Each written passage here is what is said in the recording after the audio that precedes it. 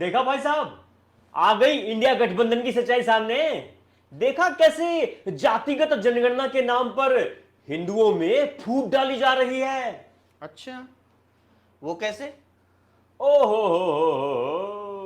कैसे अनजान बन रहे हो?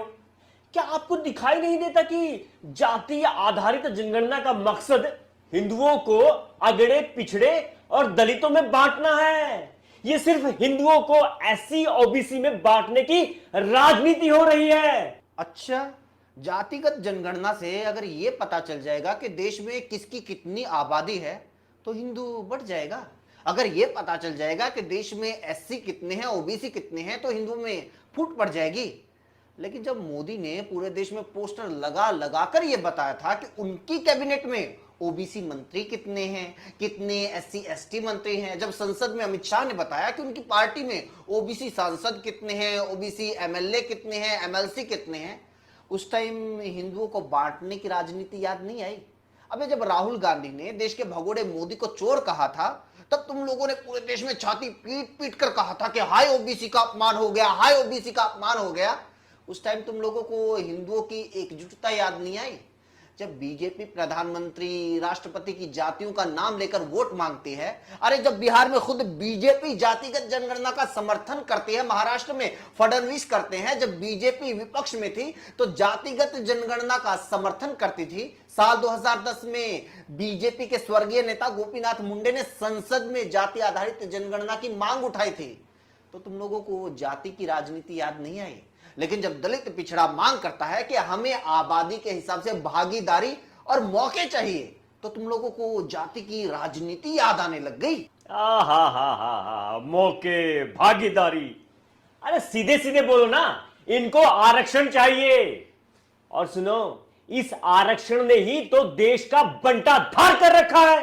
अब आया ना असली दर्द सामने। ये थोड़े दिन पहले महिला आरक्षण का बड़ा प्रचार करते घूम रहे थे, तब तो नहीं कहा कि आरक्षण ने देश का बंटाधार कर रखा है। क्यों? ये मोदी जी ने किया है।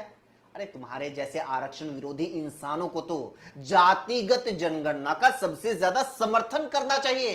तुम्हारे जैसे लोगों के लिए तो ये सबसे ज्यादा जरूरी है। हमारे लिए? वो कैसे?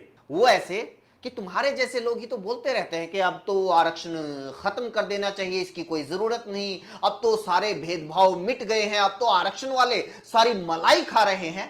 अगर जातिगत जनगणना होगी तो पता चल जाएगा कि किसके हिस्से में कितनी मलाई आई है, किसके पास कितना माल है, किसके पास कितनी नौकरियां हैं, किसके पास कितने साधन हैं, कौन क्लर्क पटवारी बने हैं, कौन प्रोफेसर लेक्चरर बने हैं और कौन मुख्य सचिव बने हैं, कौन आरक्षण से संपन्न हुआ है, कौन बिना आरक्षण के सारे बड़े पदों पर विराजमान है। पता चले कि आरक्षण का कुछ फायदा हुआ भी है या नहीं। अरे अगर यही बात थी तो इतने साल से इंडिया गठबंधन वाले सत्ता में बैठे थे, तब क्यों नहीं किया?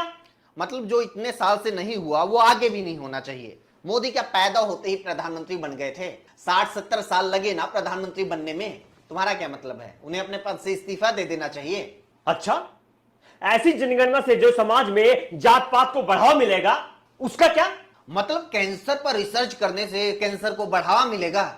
कैसी बात कर रहे हो? ये जो समाज में जात पात है, क्या ये जाति आधारित जनगणना की वजह से शुरू हुई थी?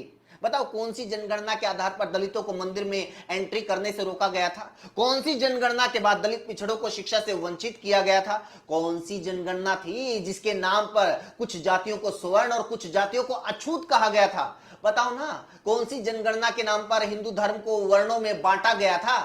जवाब देने की जरूरत नहीं है, पता तुम लोगों को भी है, हमें भी है।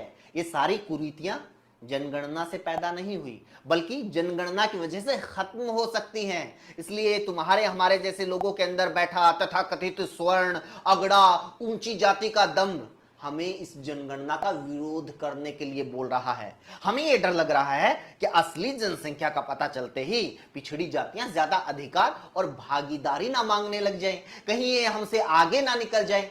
अगर ऐसा नहीं है, ऐसा कोई डर नहीं है, तो फिर विरोध किस बात का? होने दो जनगणना, आने दो सच्चाई सामने, आंकड़ों के साथ, तथ्यों के साथ।